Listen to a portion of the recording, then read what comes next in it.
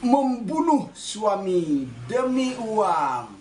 Teganya, teganya, teganya. Tribun News Kamis 29 Agustus tahun 2019 pukul 7:55. Inilah sumber yang saya sampaikan. Biodata Aulia Kesuma, istri muda, bunuh atau bakar suami, pupung Sadili dan anak tiri demi harta. Saudaraku, tribuntimur.com. Masih seputar pembunuhan sadis dilakukan istri muda Aulia Kesuma alias AK di Sukabumi, Jawa Barat. Artikel ini telah tayang di Tribun dan di tribuntimur.com dengan judul Biodata Aulia Kesuma, istri muda bunuh atau bakar suami, pupung Sadili dan anak tiri. 1 Timotius pasal 6 ayat 10, karena akar segala kejahatan ialah cinta uang. Sebab oleh memburu uanglah beberapa orang telah menyimpang dari iman dan menyiksa diri dengan berbagai-bagai duka. Saudaraku yang saya kasih di dalam Tuhan Yesus, bertemu kembali dengan Pendeta Najarudin dalam renungan pagiku. Kali ini kita akan membahas tentang orang kaya yang bodoh. Dengan kekayaannya, Yesus menilai dia bodoh. Bagaimanakah kisahnya? Mari simak video ini sampai selesai. Saudaraku, dalam 12 atau pasal 12 ayat 13 sampai ayat 21 kitab Injil Lukas. Jadi Lukas pasal 12 ayat 13 sampai ayat 21, orang kaya yang bodoh judulnya. Seorang dari orang banyak itu berkata kepada Yesus, "Guru, katakanlah kepada saudaraku supaya ia berbagi warisan dengan aku." Tetapi Yesus berkata kepadanya, "Saudara, siapakah yang telah mengangkat aku menjadi hakim atau pengantara atas kamu?" Katanya lagi kepada mereka, "Berjaga-jagalah dan waspadalah terhadap segala ketamakan. Sebab walaupun seorang berlimpah-limpah hartanya, hidupnya tidaklah tergantung daripada kekayaan itu." Kemudian ia mengatakan kepada mereka suatu perumpamaan, katanya, "Ada seorang kaya, tanahnya berlimpah-limpah hasilnya. Ia bertanya dalam dirinya, apakah yang harus aku perbuat? Sebab aku tidak mempunyai tempat mana aku dapat menyimpan hasil tanahku." Lalu katanya, "Inilah yang akan aku perbuat. Aku akan merombak lumbung-lumbungku dan aku akan mendirikan yang lebih besar. Dan aku akan menyimpan di dalamnya segala gandum dan barang-barangku. Sesudah itu aku akan berkata kepada jiwaku, jiwaku, ada padamu banyak barang bertimbun-timbun untuk bertahun-tahun lamanya.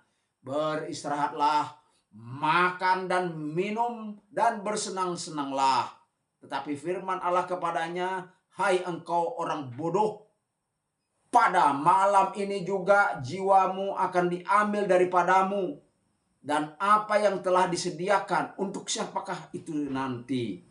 Demikianlah jadinya dengan orang yang mengumpulkan harta bagi dirinya sendiri, jikalau ia tidak kaya di hadapan Allah."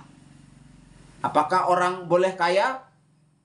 Mengapa di sini Tuhan Yesus menyinggung tentang kekayaan? Mari kita lihat satu persatu. Saudaraku, latar belakang ada permohonan agar Yesus menjadi hakim dan berbagi warisan. Dan Yesus menolak. Lalu muncullah perumpamaan ini. Ada 5 fakta perumpamaan tentang orang kaya ini. Yang pertama, ia kaya. Ada tanah yang hasilnya berlimpah-limpah. Yang kedua, ia rajin kerja. Yang ketiga, ia suka menabung. Yang keempat, ia bodoh. Yang kelima, ia mati dan hartanya sia-sia. Saudaraku yang dikasihi dan diberkati oleh Tuhan. Kali ini khusus membahas tentang kebodohan. Tidak disinggung tentang kebijaksanaan. Seperti di dalam perumpamaan 10 gadis. Disinggung sedikit, ia tidak kaya di hadapan Allah. Jika ia bijak, ia akan kaya di hadapan Allah. Saudaraku yang saya kasih di dalam Tuhan. Dalam Amsal pasal 11 ayat 24 dan ayat 25. Ada yang menyebar harta tetapi bertambah kaya. Ada yang menghemat secara luar biasa namun selalu berkekurangan. Siapa banyak memberi berkat, diberi kelimpahan. Siapa memberi minum, ia akan diberi minum. Saudaraku yang dikasihi oleh Tuhan Yesus Kristus. Kita membahas satu persatu. Ia kaya. Dia ada tanah yang hasilnya melimpah. Ia rajin bekerja. Ia suka menabung. 1 dan 3 ini bagus sekali. Kaya, tanah melimpah, rajin kerja, suka menabung. Lalu yang keempat dan kelima ini yang kasihan. Ya, dikatakan oleh Tuhan Yesus bodoh. Hasil panennya melimpah, gudang penyimpanan itu tidak muat. Lalu dia merombak, lalu dia membangun gudang yang baru itu. Menurut Yesus inilah kesalahannya, inilah kebodohannya. Mengapa saudara? Mengapa? Karena ia menimbun harta untuk dirinya sendiri. Menimbun harta, mengabaikan orang susah. Menimbun harta, mengabaikan orang yang memerlukannya. Mengabaikan orang miskin. Yang Tuhan mau adalah dia berbagi. Puji Tuhan kalau dia berlimpah-limpah. Puji Tuhan. Tapi yang Tuhan mau ialah agar dia berbagi kepada sesama. Ia bodoh dan ia mati. Ini biasanya hartanya sia-sia. Boleh kaya di hadapan Allah. Dengan cara sudah kaya gemar berbagi. Boleh menabung, tidak apa-apa. Boleh. Saudaraku yang saya kasih. Tetapi harus berbagi. Ada seorang bondi dengan pamannya. Pamannya begitu sakit keras. Dan bondi mau membeli obat untuk pamannya. Dia bawa obatnya sedikit. Lalu dia bilang kepada penjual obat. Orang-orang yang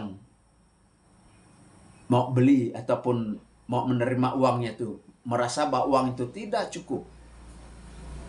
Tapi ada satu kata, kecuali Yesus yang bisa menyembuhkan. Lalu dia pergi di mana-mana, dia cari obat yang namanya obat Yesus.